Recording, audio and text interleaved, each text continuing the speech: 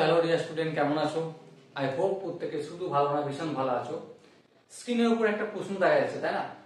এই প্রশ্নটা আমরা মন দিয়ে পড়বো, বুঝবো, তারপর অঙ্কটা করবো। ওকে, তো চলো প্রথম অঙ্কটা কি বলেছে পড়ে নি। দেখো, কোন পরীক্ষায় পরীক্ষার্থীদের 58% ইংরাজিতে, 68% অঙ্কে পাস করে, কিন্তু 17% অঙ্ক ও ইংরেজি উভয় বিষয়ে ফেল করে।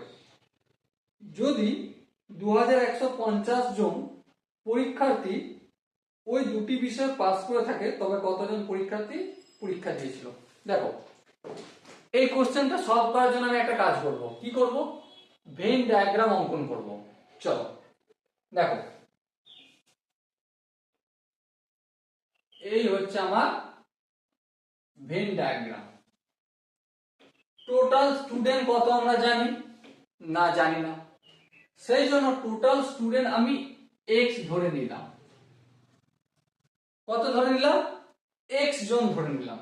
এবার দেখো, এই হচ্ছে আমার ইংরেজির গোলা, আর এই হচ্ছে আমার অঙ্কের গোলা। ইংরেজিতে শুধু পাস করেছে কত পার্সেন্ট? দেখো কোশ্চেনে বলে দিয়েছে 58%, না? হ্যাঁ, ইংরেজিতে 58%। চলো এখানটা কস চিহ্ন দিচ্ছি, এখানটা কস চিহ্ন দিচ্ছি। কত পার্সেন্ট? 58% শুধু ইংরেজিতে। আচ্ছা, শুধু অঙ্কে, আচ্ছা এখানটা একটু লিখে দিই ই। শুধু অঙ্কে কতজন পাস করেছে? মানে অঙ্কে 68%।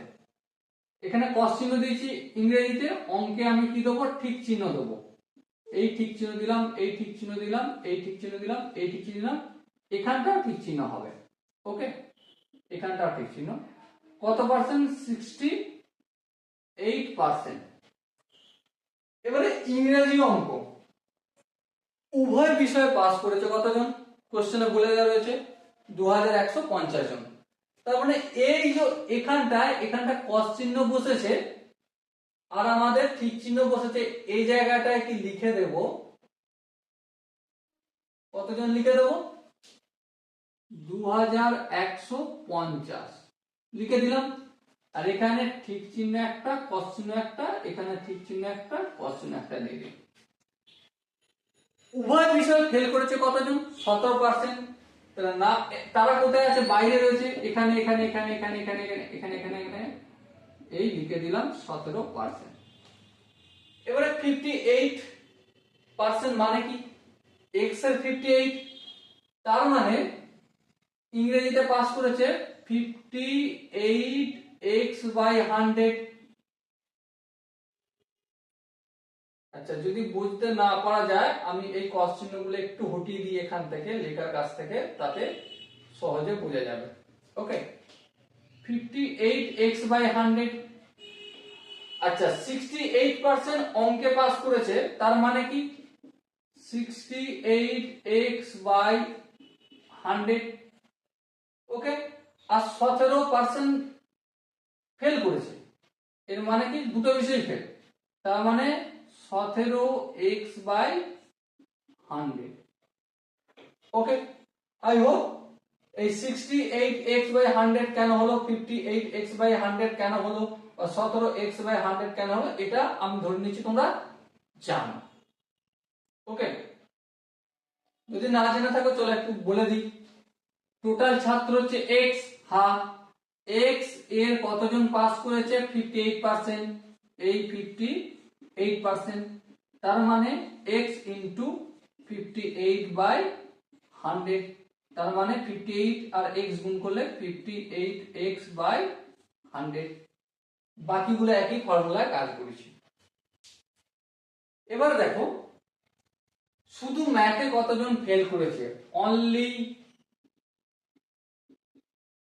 ম্যাথে ফেল, শুধু ম্যাথে ফেল করেছে কতজন? এটা নির্ণয় করতে পারবো? হ্যাঁ পারবো। প্রথমে এটা নির্ণয় করতে গেলে খুব আসান। দেখো ম্যাথে পাস করেছে 68x/100, এতজন ম্যাথে পাস করেছে। এবারে এখান থেকে যদি আমরা এই 68x/100 ম্যাথে পাস করেছে, এর মধ্যে কে লুকিয়ে আছে, এর মধ্যে 2150 লুকিয়ে রয়েছে, কারণ এই 2150 এখানে ইংরেজি বালাও পাস করা রয়েছে আর অঙ্ক বালাও পাস করা রয়েছে। তার মানে আমি যদি অনলি ম্যাথে ফেল ধরি, তাহলে একটা কাজ করি, ম্যাথে কতজন পাস করেছে 68x/100, এতজন। এ থেকে আমরা এই 2150 জন বিয়োগ করে দেবো, 2150 জন বিয়োগ করে দিলাম। কি পেলাম আমরা, শুধুমাত্র ম্যাথে ফেল করেছে কতজন সেটা পেলাম। কি পেলাম, শুধুমাত্র ম্যাথে ফেল করেছে না, পাস করেছে পেলাম। ওকে, তাহলে শুধুমাত্র ম্যাথে পাস করেছে কতজন, 68x/100 ছিল, তা থেকে 2150 বাদ দিয়ে দিলাম, যেই সংখ্যাটা পেলাম শুধু ম্যাথে পাস করেছে। একইভাবে অনলি ইংরেজিতে পাস করেছে, অনলি ইংলিশে পাস করেছে কতজন, একইভাবে 58x/100, 58x/100, এখান থেকে আমরা যদি 2150টা বাদ দিয়ে দিই, মানে উভয় বোথ সাবজেক্ট বাদ দিয়ে দিই, কি পাবো, অনলি ইংলিশে পাস করেছে, তাই না? তো শুধু ইংলিশে পাস করেছে পেলাম।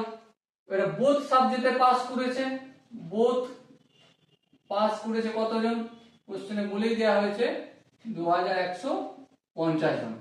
আচ্ছা, বোথ সাবজেক্টে ফেল, বোথ ফেল কতজন, 17x/100। এবার মোট আমরা স্টুডেন্ট কতজন ধরেছিলাম, x জন, তাহলে x সমান আমি লিখতে পারি শুধু অঙ্ক পাস করা ছেলে কতজন, 68x/100 মাইনাস 2150, তাহলে 68x/100 মাইনাস 2150। শুধু ইংরেজিতে পাস করা স্টুডেন্ট, তাহলে প্লাস 58x/100 মাইনাস 2150। বোথ সাবজেক্টে পাস করেছে কতজন, 2150। বোথ সাবজেক্টে ফেল করেছে কতজন, 17x/100। দেখো কি পেলাম, x হচ্ছে মোট ছাত্র, মোট ছাত্র সমান কি, অঙ্কে পাস করা স্টুডেন্ট, ইংরেজিতে পাস করা স্টুডেন্ট, বোথ সাবজেক্টে পাস করা স্টুডেন্ট আর বোথ সাবজেক্টে ফেল করা স্টুডেন্ট। এটা কি পেলাম, মোট টোটাল স্টুডেন্ট পেলাম। এবার দেখো এখানে মাইনাস 2150, এখানে প্লাস 2150, ক্যান্সেল আউট করে দিলাম। বেশ, কি বেঁচে রয়েছে, বেঁচে রয়েছে আমাদের এখানে x আছে। আচ্ছা, এখানে দেখো 68x/100, এটা সমান অপোজিট দিকে আনলে মাইনাস হয়ে যাবে, মাইনাস 68x/100 করলে। আচ্ছা, এখানে দেখো 58x/100, সামনে প্লাস চিহ্ন আছে, অপোজিট দিকে আনলে কি হয়ে যাবে, মাইনাস 58x/100 হবে। এখানে কি আছে, প্লাস 17x/100, এটা অপোজিট দিকে আনলে কি হয়ে যাবে, মাইনাস মাইনাস 17x/100। ওকে, এরপর দেখো ডান দিকে কি পড়ে আছে, এটা তো আমরা নিয়ে নিয়েছি, এটাও নিয়ে নিয়েছি, এটাও নিয়ে নিয়েছি, পড়ে আছে মাইনাস 2150। এবারে ক্যালকুলেশন যদি করি আমরা কি দেখব, লসাগু হবে 100, এখানে 100x হবে, মাইনাস 68x হবে, মাইনাস 58x হবে, মাইনাস 17x হবে, ইকুয়াল টু 2150। এবার একটু ক্যালকুলেশন করব। দেখো এখানে এই তিনটে মাইনাস আছে, যোগ করি 7 8 8 8 দুগুণে 16, 3 8 24, এক কম হবে, 8 8 16, 3 8 23। আচ্ছা, এক আর 2 3, 3 আর 5 8, 8 আছে 14, তাহলে এই 1 2 হচ্ছে 14।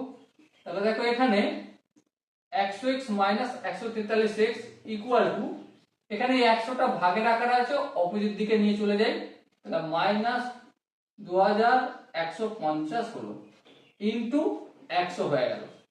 এবার দেখো এখানটা যদি একটু ক্যালকুলেশন করি মাইনাস 43 হবে, তাই না? তো মাইনাস, এদিকেও মাইনাস 43, ওদিকেও মাইনাস মাইনাস, তাহলে মাইনাসটা হটিয়ে দাও, তাহলে কি হয়ে যাবে শুধু 43x ইকুয়াল টু 2150 ইনটু 100। এই জায়গার ক্যালকুলেশনটা আমি একটু এখানটায় করছি। ওকে, তাহলে দেখো এখানে x টা রেখে দিলাম, 43টা অপোজিট সাইডে নিয়ে যাব, কি আছে অপোজিট সাইডে 2150 ইনটু 100/43। এবারে কি করব, কাটাকাটি করব। দেখো 43 3 5 15, 5 3 5 15, 4 5 21, 1 21। হ্যাঁ দেখো 43 একে 43, 43 কে যদি 5 দিয়ে গুণ করি 215 হয়, তারপর 0 হয়ে গেল, তাহলে x ইকুয়াল টু কত হলো 5000।